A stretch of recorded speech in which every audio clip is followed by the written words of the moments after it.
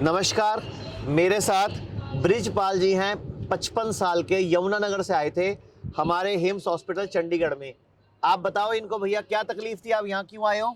बताओ जरा क्या तकलीफ थी आपको, यहाँ तो उधर देख के बताओ। बोलो होती है जी, गुर्दों में कमी थी जिनमें।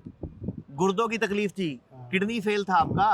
आप बताओ इनके बारे में क्या दिक्कत थी इनको, उधर कैमरे में देख के। ये मेरे अंकल जी हैं, इनको किडनी की दिक्कत थी। पहले वोमिटिंग हुई खून की, उसके बाद डॉक्टर ने बोल दिया कि डायलिसिस होएगा। फिर हमें पीजीआई गए चंडीगढ़, वहाँ पे एडमिट नहीं हुए, वो पूछते ही नहीं है किसी को भी। तो ये उसके बाद हमें यहाँ का पता चला, हिम्स हॉस्पिटल डेराबस्सी का। तो हम यहाँ पे आ गए, यहाँ पे बातचीत की, यहाँ पे एडमिट हुए 7 दिन के लिए। यहाँ पे थेरेपी वगैरह दी इन्होंने, तो अब बहुत अच्छी हालत है और आज हमारा डिस्चार्ज है। नहीं, पहले इनको क्या क्या दिक्कत आ रही थी? पहले ना वीकनेस बहुत ज़्यादा थी, चलने में कितनी इन्फेक्शन, दिक्कत थी इनको? चल तो पाते नहीं थे बिल्कुल भी। चल बिल्कुल नहीं पा बिल्कुल रहे, नहीं जब पाते ये थे। आए थे चल बिल्कुल नहीं पा रहे थे। आज अभी आराम से उठ के दिखाओ। अब ये आज स्टेबल अभी है। पूरी फुर्ती से उठ रहे हैं, पूरी फुर्ती से बैठ जाएंगे। जबकि इनके पूरे पांव दुख रहे थे, चलने में दिक्कत थी। इनका यूरिया 350 और क्रिएटिनिन 8.5 और GFR 7 था। GFR 7 मतलब किडनी की स्टेज 5 यानी कि kidney failure, and stage renal disease इनको प्रॉब्लम थी। अभी इन्होंने 6 दिन हमारे हॉस्पिटल हिम्स में लगाए हैं। आपके सामने इनकी चुस्ती फुर्ती बढ़ चुकी है, एक्टिव हो चुके हैं और पूरा परहेज किया है। आप बताओ घर पे जाके कहना मानोगे? जो खाने पीने का सिखाया ध्यान, बताओ क्या क्या ध्यान रखोगे घर पे? जो बताऊंगा एकदम। जो बताओगे। हाँ अच्छा, आपको डॉक्टर ने किडनी ट्रांसप्लांट बता दिया था, जी। आपके पास पैसे थे, इलाज था इतना पैसों का? नहीं। ये मजदूर आदमी है, इनको किडनी ट्रांसप्लांट बता दिया। लाखों रुपया खर्चा एक आदमी कहाँ से लाएगा? प्लॉट बेच के, मकान बेच के। और फिर दूसरी बात, क्या गारंटी है कि जो ट्रांसप्लांट होगा वो किडनी दोबारा फेल नहीं होगी? आप जब इनको लाए थे, पहले आपने इनको जी। देखा था, आपको कहीं से उम्मीद लग रही थी ये ठीक हो जाएंगे?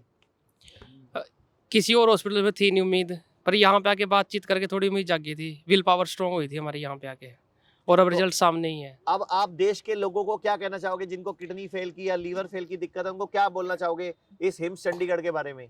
जो मेरा एक्सपीरियंस है, वो अगर किडनी के जैसे बताते हैं डॉक्टर फर्स्ट टाइम, तो बहुत दिक्कत आ जाती है, घर में बहुत दिक्कत आती है, प्रॉब्लम होती है फाइनेंशियली भी और वैसे भी।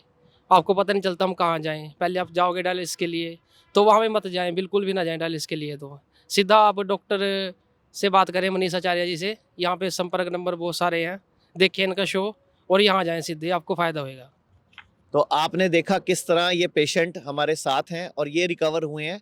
ऐसे ही आप भी अपने घर पे अपनी किडनी को रिकवर कर सकते हो। हिम्स चंडीगढ़ है, अब हिम्स जयपुर में भी है, हिम्स जोधपुर में भी है, जल्द ही हिम्स पूरे भारत में शुरू होने वाले हैं।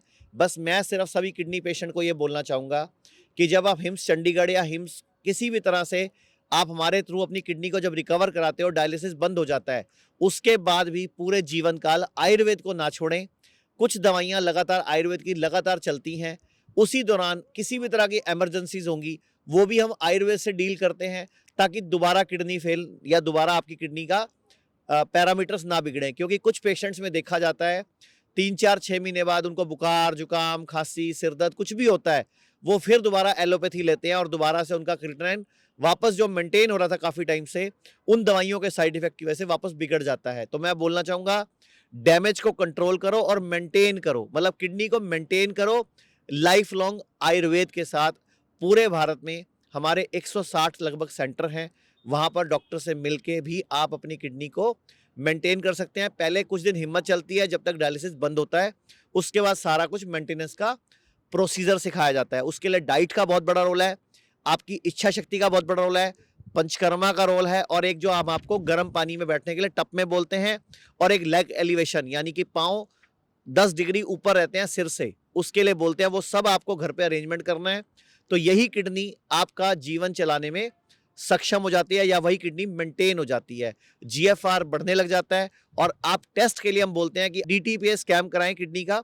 DTPA स्कैन के 3 महीने बाद दोबारा एक DTPA स्कैन होगा, आपको खुद दिख जाएगा मेरी किडनी कितनी इंप्रूव हुई और आपका GFR कितना बढ़ा। Thank you very much. नमस्कार।